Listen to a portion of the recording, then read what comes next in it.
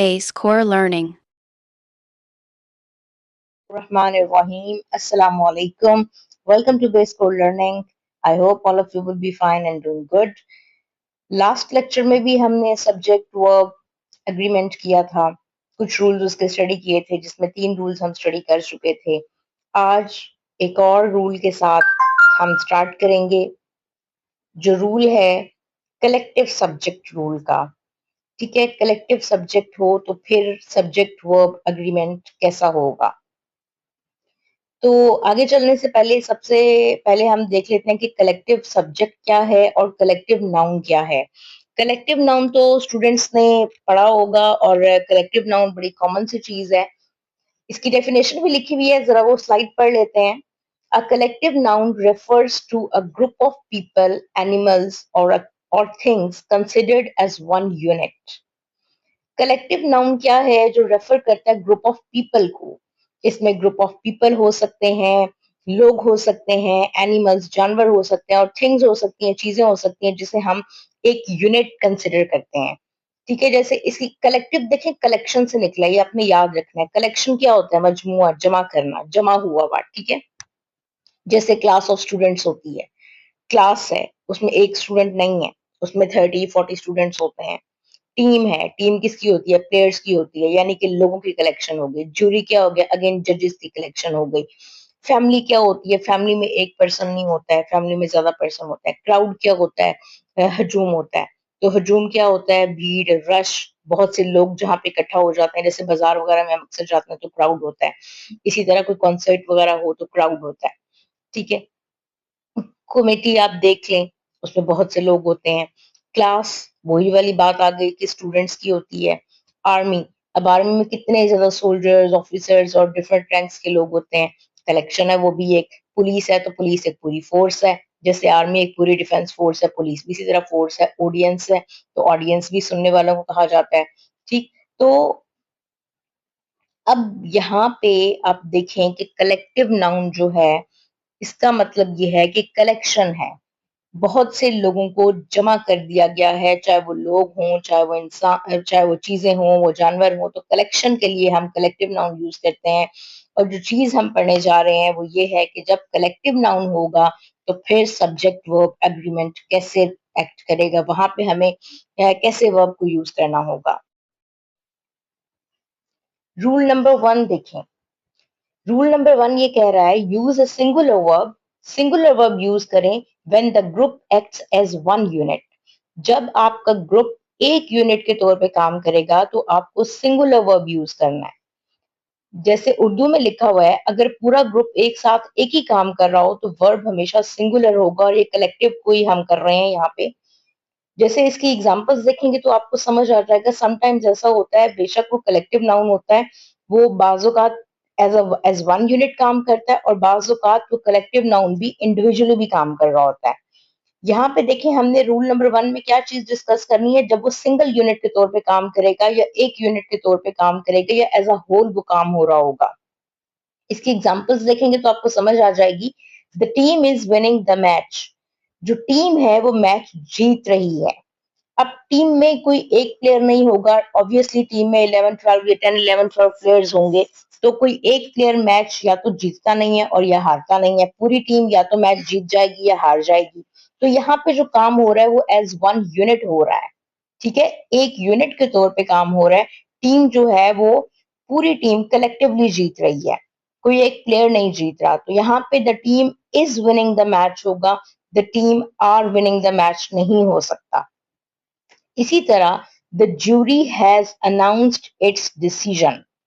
अब जूरी ने कलेक्टिवली अपना फैसला सुनाया है, तो यहाँ पे हैज अनाउंस्ड, जूरी ने एज वन यूनिट काम किया है। ठीक है, तो the jury has announced its decision, अपना फैसला उसने सुनाया था। आगे देखिए, द फैमिली वॉज स्लीपिंग। अब फैमिली वॉज स्लीपिंग, यहाँ पे फैमिली का कोई एक मेंबर नहीं है, बल्कि पूरी फैमिली सो रही थी, पूरी फैमिली एज अ यूनिट काम कर रही थी। तो द फैमिली वॉज स्लीपिंग। ये एग्जांपल्स आपको बहुत क्लियरली समझा रही होंगी कि यहाँ पे जो हमारे पास जो कलेक्टिव सब्जेक्ट है वो एज वन यूनिट काम कर रहा था। तो हमारा जो आगे हेल्पिंग वर्ब है, ये जो आगे वर्ब आएगा, ये जो हेल्पिंग वर्ब होगा, वो भी सिंगुलर होगा।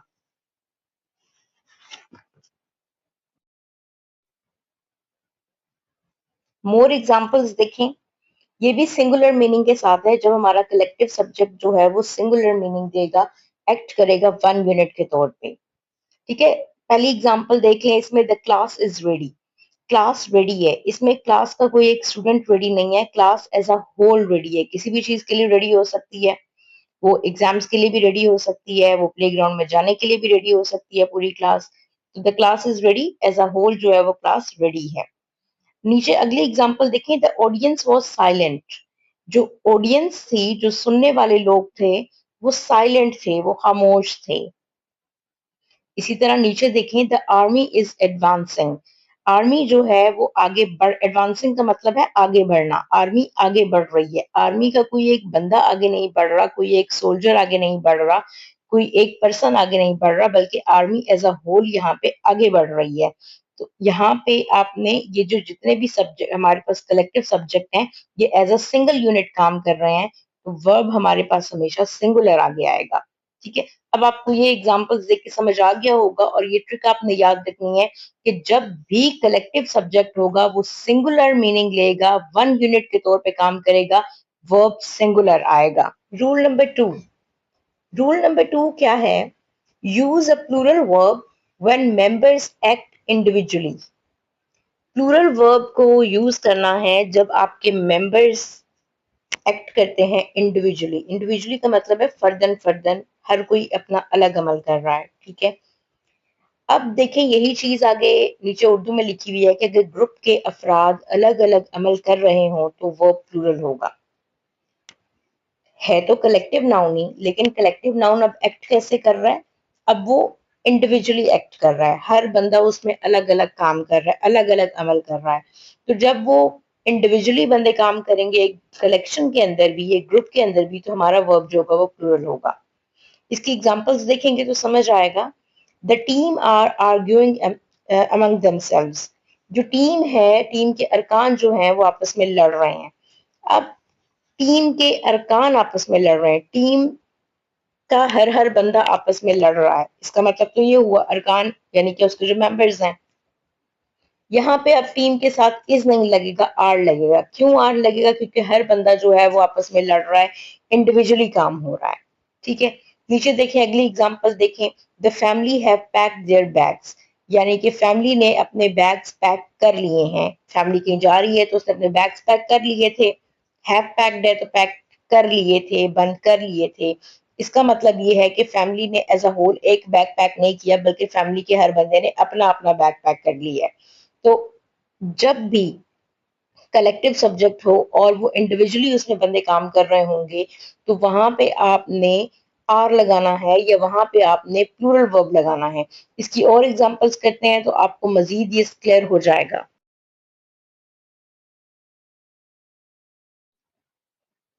प्लूरल मीनिंग की अब देखते हैं एग्जांपल्स।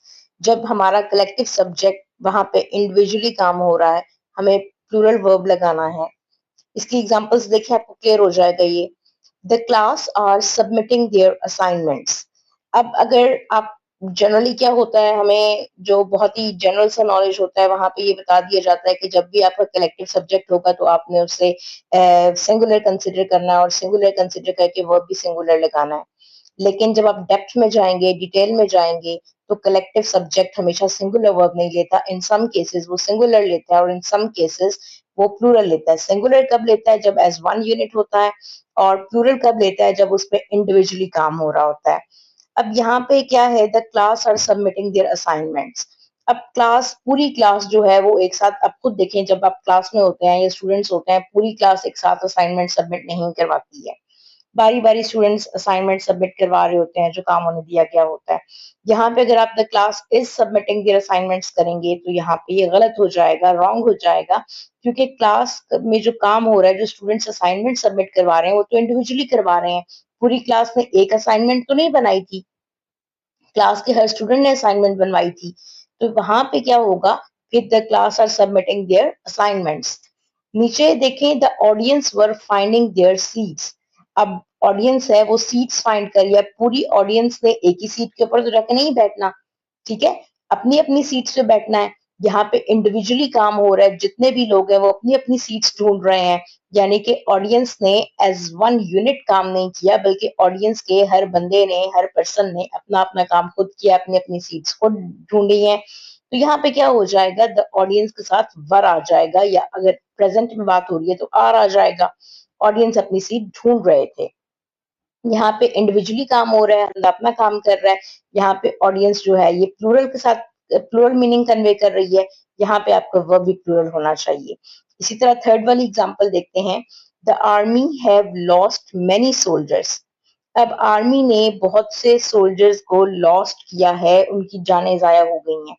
पूरी आर्मी ने पूरी आर्मी खुदा ना खास्ता जो है वो जाया नहीं होगी, बल्कि उसके मुख्तलिफ सोल्जर्स लॉस्ट हो गए हैं। हर बंदा इंडिविजुअली लॉस्ट होता है, हर बंदे की जो लाइफ है और डेथ है ये एक अलग मैटर है।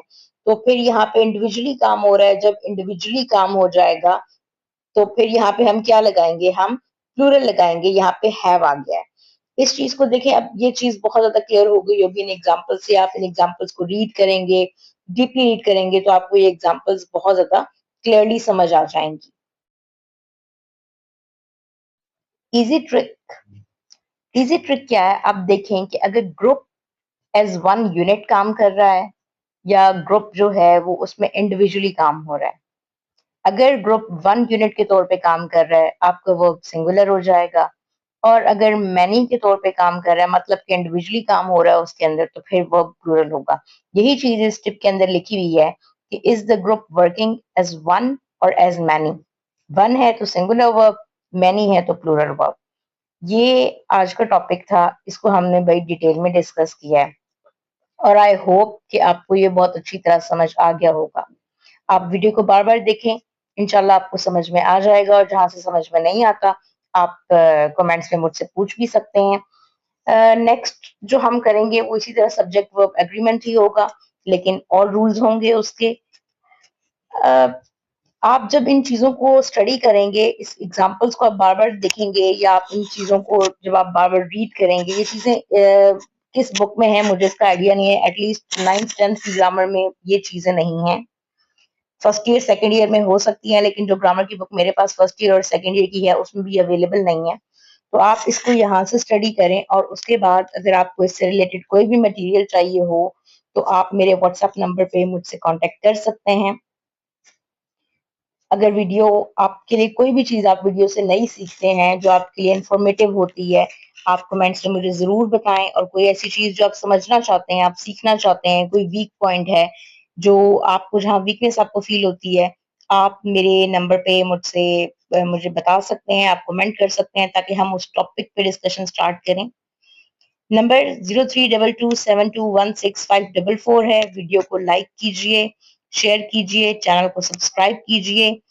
Stay healthy and blessed. Amin. Take care.